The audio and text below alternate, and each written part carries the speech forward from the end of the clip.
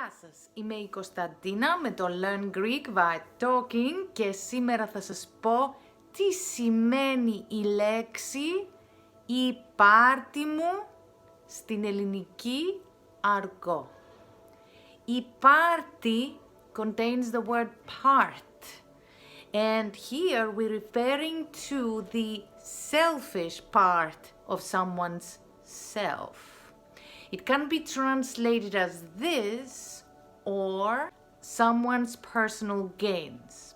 Let's have a look at some examples. If someone says αυτός είναι μόνο για την πάρτη του, it means that he's only after his personal gains.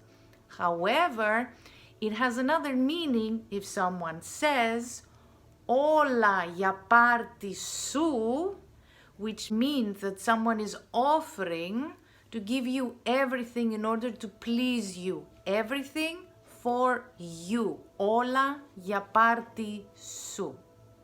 If you want to practice more with this word or if you have any further questions, feel free to write them in the comments below. Otherwise, if you want to boost your speaking skills, send me a message because my teaching method can do this even if you are on level 0 and it is as fun and effective as these videos. I'll see you on the next one then.